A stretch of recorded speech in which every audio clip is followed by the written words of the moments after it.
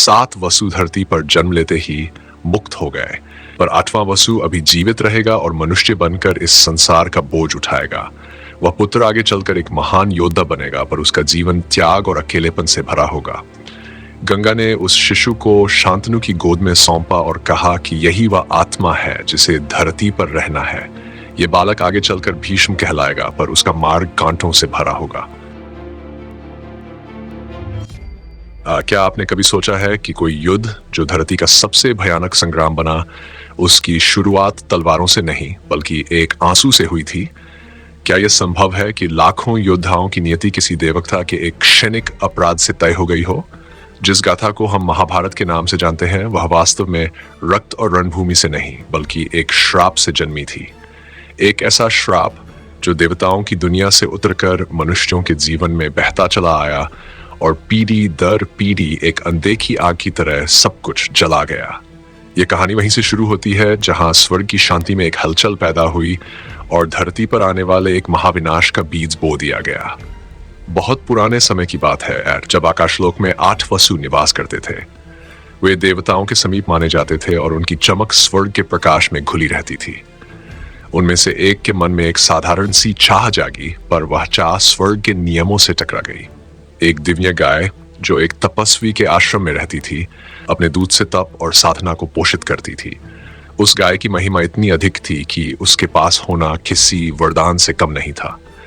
बस उसी क्षण एक वसु के भीतर लालसा ने जन्म लिया। उसने साथियों को अपने मन की बात कही और जो चाह थी वह धीरे धीरे लोभ में बदल गई। स्वर्ग की ऊंचाई पर खड़े होकर उन्होंने धरती के एक आश्रम की मर्यादा को तोड़ दिया। जब वह तपस्वी अपने आश्रम पहुंचे और अपनी प्रिय गाय को न पाया, तो उनके भीतर का संयम टूट गया। वर्षों की साधना से अर्जित शांति एक पल में क्रोध में बदल गई। तपस्वी ने आंखें बंद की, फिर खोली और उनका स्वर आकाश को चीरता हुआ निकला। उन्होंने कहा कि जिन्होंने भी इस मर्यादा को भंग किया है, उन्हें देवता बनकर रहने का अधिकार नहीं। उन्हें मनुष्य योनि में जन्म लेना होगा और धरती के दुख, पीड़ा और सीमाओं को सहना होगा। यह कोई साधारण दंड नहीं था, यह एक ऐसी घोषणा थी जो स्वर्ग के उजाले से निकालकर उन्हें मृत्यु और वेदना के मार्ग पर ले जाने वाली थी। श्राप पड़ते ही 8वां वसु भयभीत हो उठे। उन्होंने तपस्वी के चरणों में गिरकर क्षमा मांगी, आंसुओं के साथ प्रार्थना की कि उनका अपराध क्षणिक था, पर दंड अनंत पीड़ा देने वाला लग रहा था। तपस्वी का मन कुछ पिघला। उन्होंने कहा कि श्राप वापस नहीं लिया जा सकता, पर उसके बोझ को कुछ हल्का किया जा सकता है।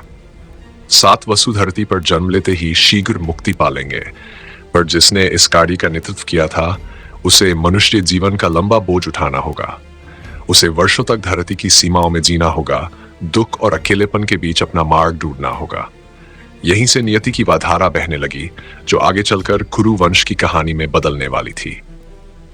8वां वसु जानते थे कि उन्हें मनुष्य बनकर जन्म लेना है, पर वे ये भी जानते थे कि यह जन्म साधारण नहीं होगा।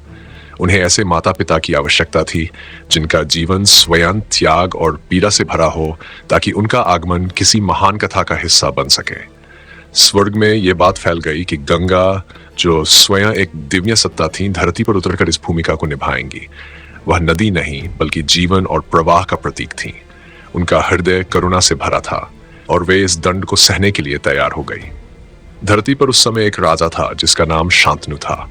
उसका जीवन राजमहलों की चकाचौंध में बीतता था, पर उसके भीतर कहीं एक खालीपन था।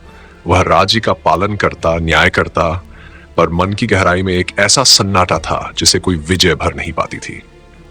एक दिन वह नदी के किनारे टहलते हुए गंगा को देखता है। वह साधारण सत्री नहीं लगती। उनके चलने में प्रवाह था, आंखों में गहराई और चेहरे पर एक ऐसी शांति जो किसी और लोक से आई हुई प्रतीत होती थी। शांतनु का मन पहली ही दृष्टि में उनके साथ बन जाता है। वह उनसे विवाह का प्रस्ताव रखता है। गंगा उसकी ओर देखती है और एक अजीब सा नियम रखती है। वह कहती है कि वह उसकी पत्नी बनेगी, पर राजा कभी उनसे यह नहीं पूछेगा कि वह क्या कर रही है और क्यों कर रही है। अगर उसने ये मर्यादा तोड़ी तो वह उसी क्षण उसे छोड़कर चली जाएंगी। शांतनु प्रेम में इतना डूब चुका था कि उसने बिना सोचे यह शर्त स्वीकार कर ली।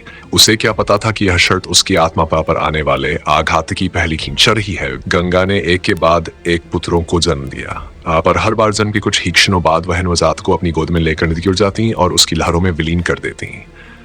शांतनु का हृदय हर बार टूट जाता। वह राजा, पर पिता भी था। उसके भीतर का धर्म उसे रोकता था कि वह दिए गए वचन को तोड़े नहीं, और उसका मन उसे पुकारता था कि वह अपने पुत्रों को बचा ले। 7 बार उसका हृदय टूटा, 7 बार उसने मौन सहा। हर बार वह स्वयं को समझाता रहा कि शायद यह कोई दिव्य विधान है जिसे वह समझ नहीं पा रहा। 8वीं बार जब वही दृश्य दोहराने लगा तो शांतनु से सहन नहीं हुआ। वह दौड़ा, उसने गंगा का हाथ पकड़ लिया और पहली बार पूछा कि वह ये क्या कर रही है। उसी क्षण गंगा की आंखों में करुणा उमड़ पड़ी। उन्होंने कहा कि वह अपने वचन के अनुसार उसे छोड़ने आई है, पर जाने से पहले सत्य बताना चाहती है। उन्होंने 8 वसुओं और उनके श्राप की कथा सुनाई। उन्होंने कहा कि 7 वसु धरती पर जन्म लेते ही मुक्त हो गए, पर 8वां वसु अभी जीवित रहेगा और मनुष्य बनकर इस संसार का बोझ उठाएगा। वह पुत्र आगे चलकर एक महान योद्धा बनेगा, पर उसका जीवन त्याग और अकेलेपन से भरा होगा। गंगा ने उस शिशु को शांतनु की गोद में सौंपा और कहा कि यही वह आत्मा है जिसे धरती पर रहना है। यह बालक आगे चलकर भीष्म कहलाएगा, पर उसका मार्ग कांटों से भरा होगा। यह सुनकर शांतनु का हृदय गर्व और पीड़ा दोनों से भर गया। उसने पहली बार समझा कि उसका प्रेम, उसका दुख और उसका त्याग सब किसी बड़ी कहानी की भूमिका थे। गंगा धीरे धीरे लहरों में विलीन हो गई और शांतनु किनारे खड़ा रह गया, अपने जीवन की सबसे बड़ी कसौटी को थामे हुए। यहीं से वह धागा खुलता है जो आगे चलकर राजमहलों की राजनीति, भाइयों की प्रतिद्वंद्विता, प्रतिजाओं की कठोरता और युद्ध की आग में बदलने वाला है। एक श्राप से जन्मी यह कथा धीरे धीरे मनुष्यों के जीवन में फैलने लगी। देवताओं की भूल का भार धरती के राजवंशों ने उठाया। धर्म और कर्म की टकराहट ने ऐसे निर्णय रचे जिनकी गूंज पीढ़ियों तक सुनाई देनी थी। और वह बालक जो आज शांतनु की गोद में शांति से सो रहा है, आगे चलकर अपने वचन से स्वयं को बांध लेगा और इतिहास की दिशा मोड़ देगा। पर यह तो केवल आरंभ है। जिस आग की चिंगारी स्वर्ग में गिरी थी, वह अभी पूरी तरह भड़की नहीं है। आगे वह प्रतिज्ञा आने वाली है जो एक हृदय को पत्थर बना देगी और एक राजवंश की किस्मत को हमेशा के लिए बदल देगी। अगले अध्याय में हम देखेंगे कि वह बालक बड़ा होकर किस तरह अपने जीवन का सबसे कठोर वचन लेता है और कैसे एक अकेले निर्णय से आने वाले संघर्षों की नींव और गहरी हो जाती है।